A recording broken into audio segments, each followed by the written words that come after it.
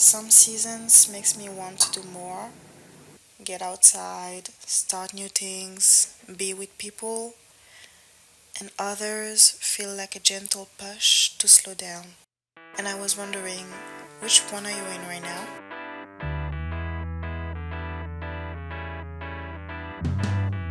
I am walking down the street, thanking the Lord I still got my feet. There's so much pain and crying all around me. Hi everyone, I think I did not correctly presented myself.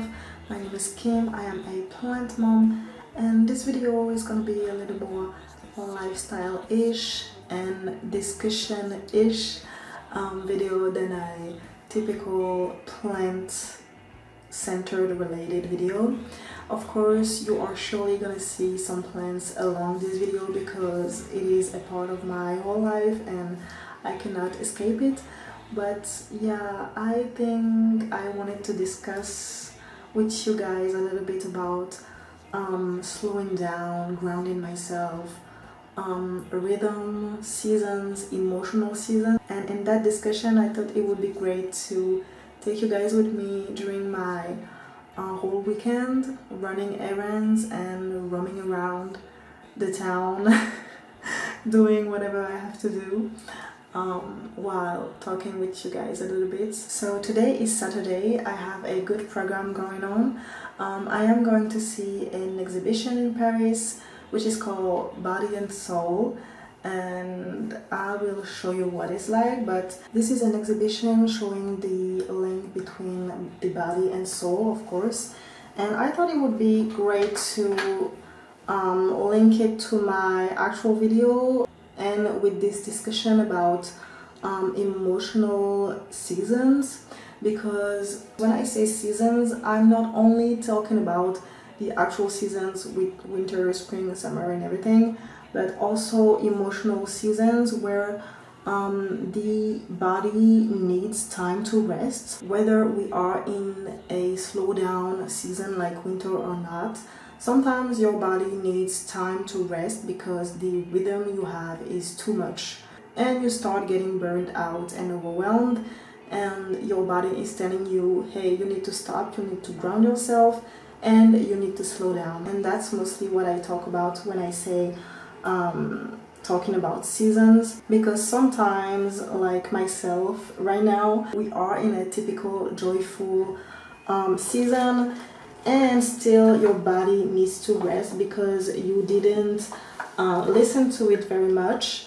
And I cannot find my loose powder, and one of the ways I have to slow down in an easy way, not doing like a whole new routine that I don't know about, is taking the time doing simple things that I used to do, but doing it in a more meaningful way.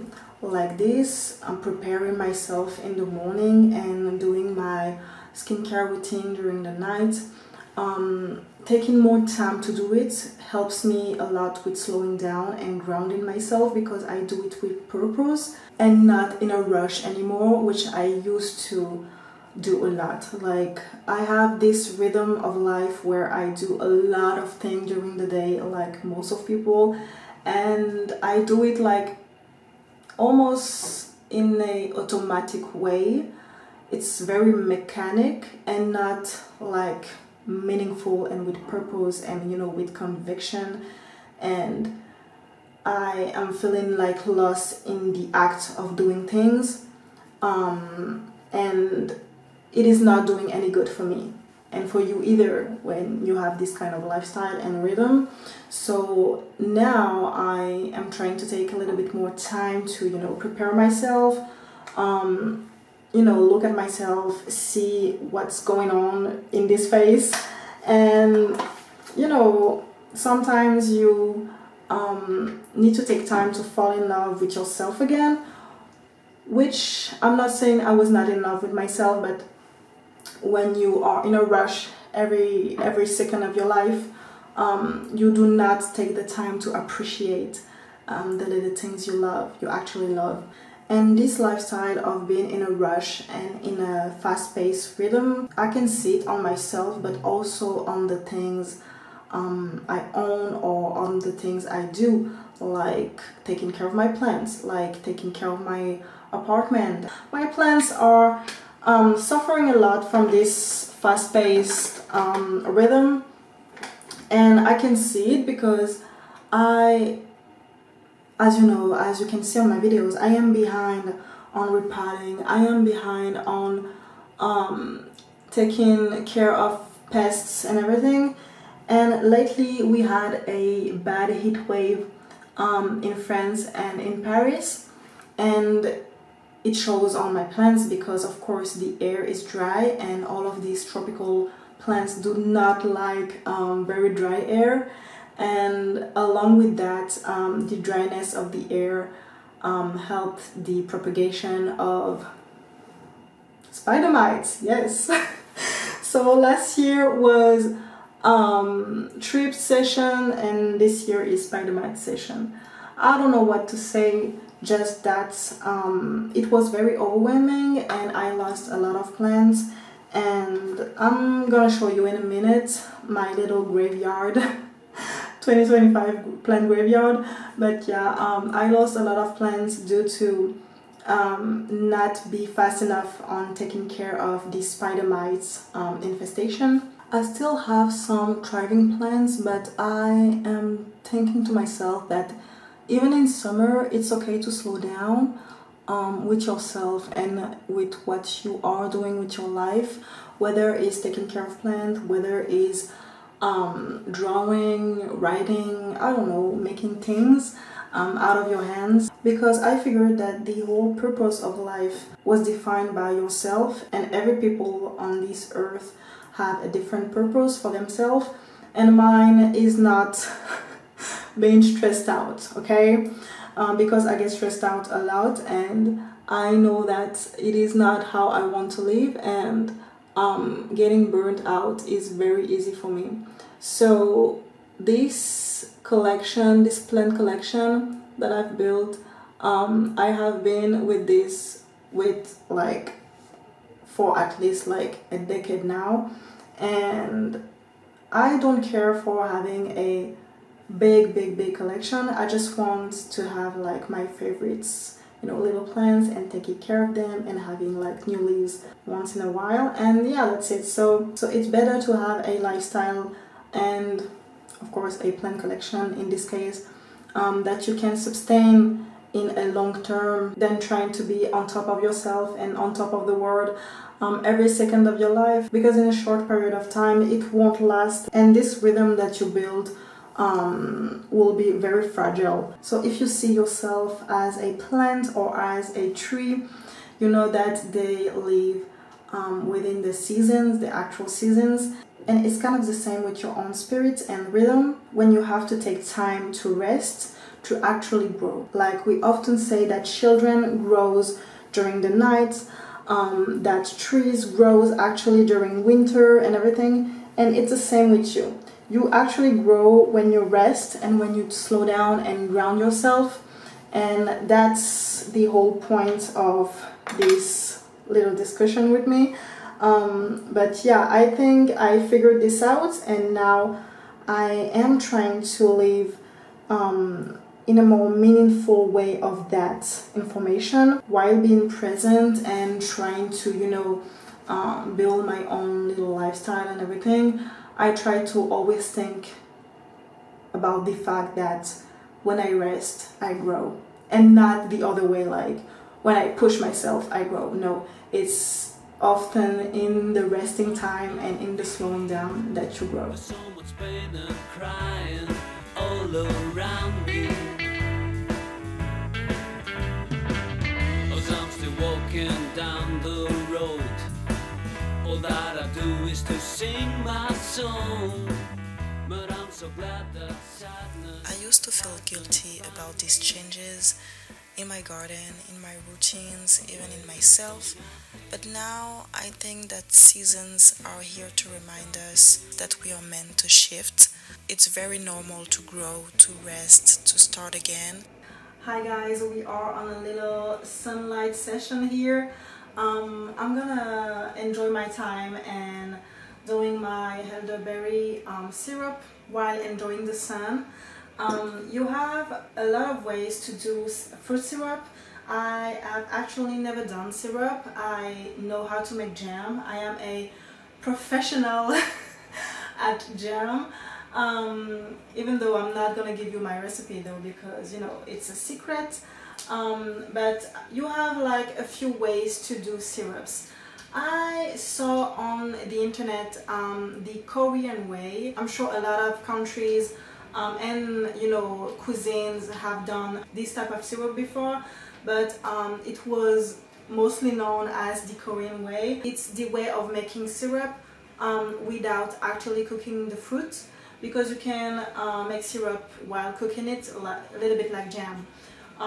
So what I'm gonna do is that with all of my beautiful grapes of elderberries, I'm gonna pick the berries and wash them. They sit in water actually, so it's already a little bit washed, but I'm gonna wash them a second time, and then I'm gonna put them in layers in this airtight glass jar, and between the layers of fruits I'm gonna put sugar. And you have to have the exact same amount of fruit that you have in sugar, which I'm not gonna be precise because I don't have any way here to weight my fruits, but we are gonna try our best here, and that's basically how you do it. After that, you will have to put it in the fridge for a week. Then you can either get the fruits out and let the syrup, like the juice of the fruits, keep fermented with the sugar, or you can keep the fruits and you know have this layer of syrupy fruits on the bottom of the glass that you can use in, I don't know, maybe cakes, or if you wanted to drinks with fruits in it, things like that. So you have multiple ways to use it. The other day I was doing my daily walk to the park and I found elderberry trees, and I thought to myself, I need to do something with that. So I tried to collect them and I put them in water when I got home, and I found on the internet that you can do elderberry syrup, which is great for summer because you can have a refreshing drink with your own homemade syrup. But I'm so glad that sadness hasn't found me. I'm waiting for nothing. This is really something. So as I talked to you about it before, I had a bad spidermite invasion going on. We are currently at minus 6 or 7 plants. Yeah.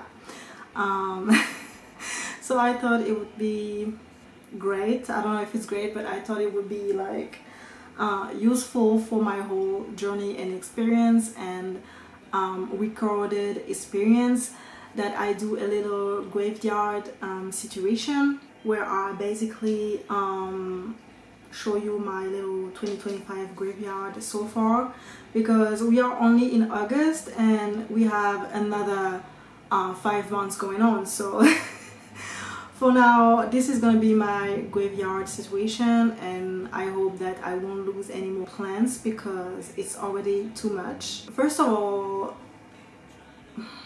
this was one of my favorites, my Interim Queen.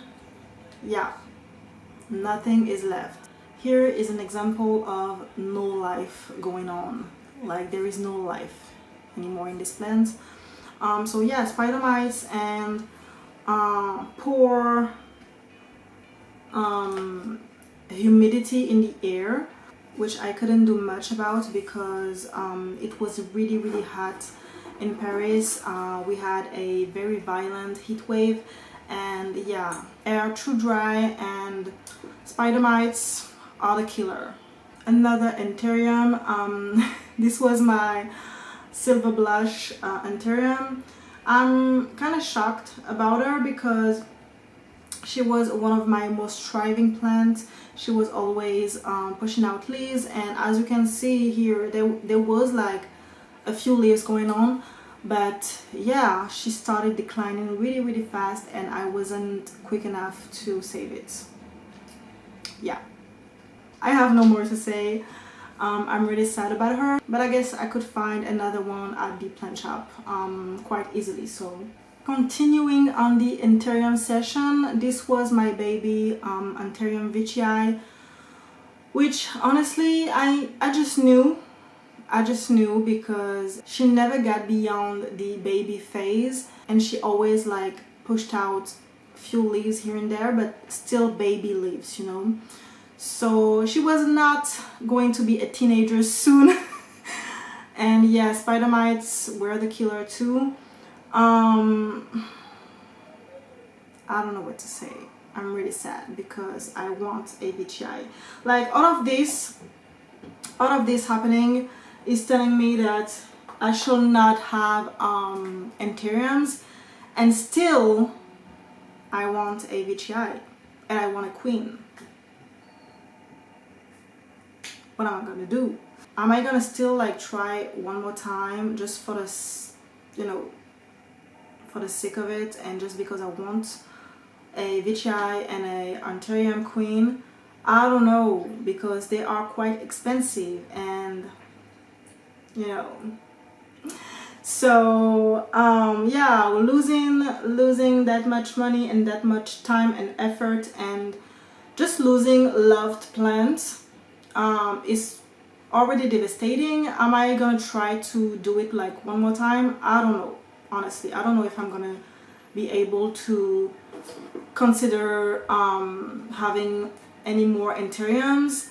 I'm already in a mindset where I'm just telling to myself, okay, no more anthuriums, just stick to Hoyas, because you know Hoyas and you know how to do them. And maybe that's the turning point of my planting journey. I don't know. Are we gonna be sorry for this air plant that I came back with from Brazil? I don't know. I'm kind of sad, but it wasn't doing anything. It just died. Like honestly, yeah, it just died. I don't know what to do. I don't know what to say. Air plant dead. This I am also kind of surprised, because this was my Alocasia caprea, and she also suffered from spider mites, and she was doing so well lately, and I don't know, it happened in a blink of an eye, and yeah, she was gone. I don't know. I don't know what happened, honestly. The only thing that I can say that I did not do well is that she was in a propagation state for way too long, and she was doing so good that I was telling myself like, yeah, she can still stay in Leca, and yet she died. She died on me. She really died. The only hope that I have is that at my parents' house I still have the mother plant, so I guess the situation is not too bad on the caprea, but yeah, this one died still. So, and that is the second or third most devastating thing, because this is my Hoya compacta variegata, which was my favorite plant for a long time, and she is still my favorite plant. What I'm showing you is the plants that got completely like eaten alive by spider mites, but what I have to say is that I still could propagate the end of the stems that was still alive and healthy. I still have this piece and a few other, but they are too small, so I don't know about them, but this is the biggest piece that I could like save. I put it in water maybe like 2 weeks ago, and she is still going through the phase where she tried to push out some roots, but there is no roots yet. But she's doing okay. This leaf, she was already like half gone, and we don't have any other leaf that are doing bad. So I guess this is spidermite free, and this is propagating normally. Spidermites. So yeah, I'm still in the process of trying to get out of that spidermite situation. So it is still like a thing for some of my plants, but I can see like little differences in some of them, and I can see that slowly they are like doing better. So I guess it's a good sign. One thing I know about elderberries, they will stain your shirt. That's a fact. Anyways, I wanted to make a little conclusion time with you guys and just reflect on everything I just said and on everything that happened in my little life this weekend. Is that the more time you spend being connected with yourself, the more you will evaluate how much energy you have and how much energy you can spend on things, because that's how the actual emotional seasons works, and that's how life works. You cannot give 100% energy on something when you have only like 40%, 60%, 1%, 99%. Anyways, you get the point.